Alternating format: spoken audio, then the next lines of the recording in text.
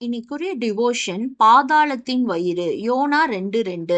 இந்த வசனத்துல நம்ம படிச்சு பார்த்தோம்னா தடவை யோனா இந்த இடத்துலதான் ஜெபிக்க ஆரம்பிக்கிறாரு. அந்த நாட்கள்ல நம்ம வழியா போகிற பிரயாணம் ஜீவனா மரணமா அப்படின்னு ஒரு நிச்சயமற்றதாக தான் காணப்பட்டுச்சு.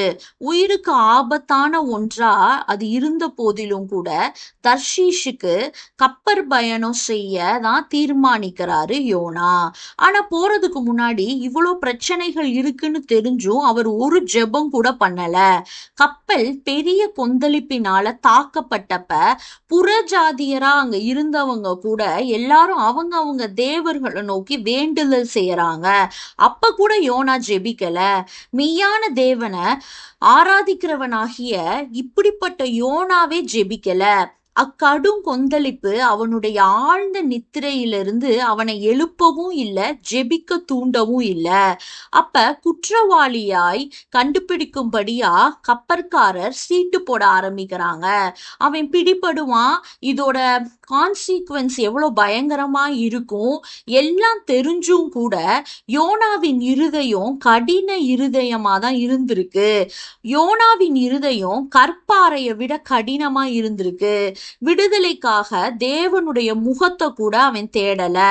இவை எல்லாவற்றின் மத்தியிலும் கூட தேவன் தம்முடைய இரக்கத்தினால அவன் சுய சித்தத்தின் நிமித்தம் நீண்ட காலத்துக்கு முன்னாக இழந்து போயிருந்த ஜெப ஜீவியத்துக்கு அவரை மீண்டும் கொண்டு வர தீர்மானிக்கிறாரு.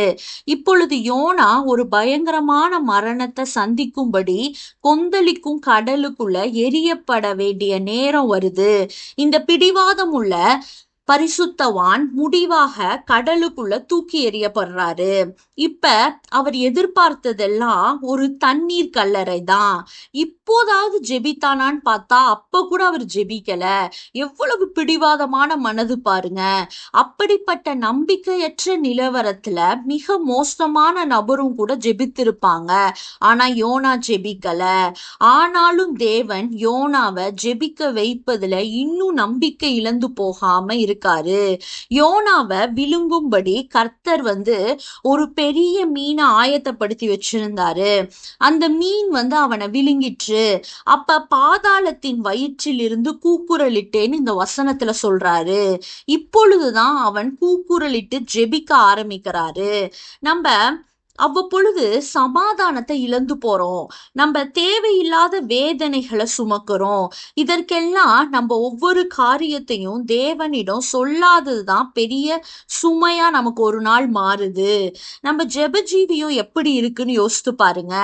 நம்முடைய ஆதி ஜெபஜீவியத்துக்கு நம்ம திரும்பி வரலன்னா அழுது ஜெபிக்க நமக்கு போதிக்கும்படி நம்மள நரகம் போன்றதொரு சூழ்நிலைக்கு சம்டைம் தேவன் கொண்டு செல்ல வேண்டியதா இருக்கும். எப்படி யோனா அந்த மீன் வயிற்றுக்குள்ள இருந்தாரோ.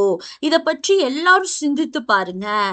நம்மளுடைய ஜெப ஜீவியம் கருத்துள்ளதாய் காணப்பட கிருபை வேண்டும். ஆண்டவர்கிட்ட இன்னைக்கு ஜெபிப்போம்.